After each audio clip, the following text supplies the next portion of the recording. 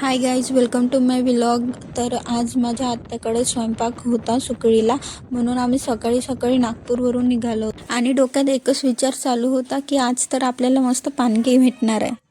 मग आम्ही बृहस्पतीला पोहोचलो आणि इकडे यांचा नाश्ता चालू होता. तर चला म्हणलं आपण पण या संधीचं सोनं करावं, म्हणून मी पण ऑर्डर देऊन दिली. काका गरमागरम भजे काढत होते, तोपर्यंत म्हणलं आपण दर्शन करून घ्यावं.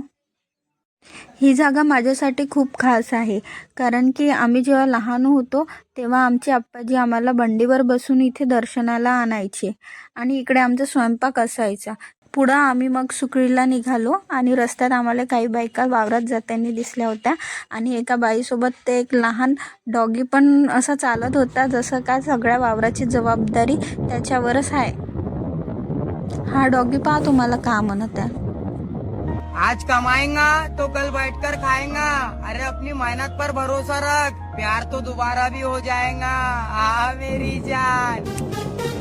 सुकळीला पोहोचताच माकडं आमच्या भव्य स्वागतासाठी उभी होती आणि आमचं मस्त सेलिब्रिटीसारखं स्वागत झाल्यावर आम्ही जिथं स्वयंपाक होता आमचा तिथे गेलो आणि सगळ्या बायका कामात फुल ऑन बिझी होत्या. कोणी मस्त कांदे तर कोणी मिरची कापत होत्या.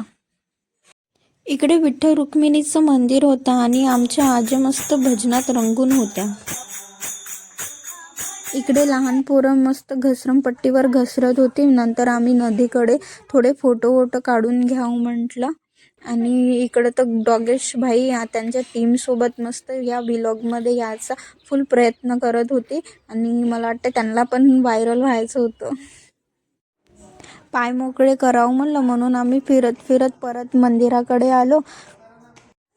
इकडे मस्त स्वयंपाक चालू होता. एकीकडे भात मांडला, एकीकडे कढी आणि या साईडनं तर मस्त बहिण्यांची टीम मस्त जोरानं कामात भिडून होती. एक टीम शिरा करत होती तर एक टीम पानग्याचं भिजवत होती. आम्ही तर आम्हाला कधी पानगे खायला भेटते बस आम्ही त्याचंच वाट पाहत होतो. आणि इकडे सांबार चिरणं पण चालू होतं. सगळे कामात हातभार लावत होते, तर म्हटलं आम्ही पण थोडं काम करून घ्यावं.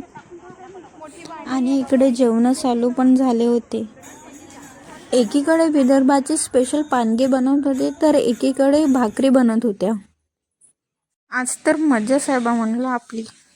पण काय सांगू राव, आमचे विदर्भाचे पानगे खाऊन तर आमचं मन काही भरलं नाही, म्हणून आम्ही घरी येऊन पुन्हा पानगे बनवले. शेवटी विदर्भीय माणूस आहे. आता तुमच्याकडे पानग्याला काय म्हणतात नक्की कमेंट करून सांगा. चॅनलला नवीन असाल तर लाईक, शेअर आणि सबस्क्राईब करा.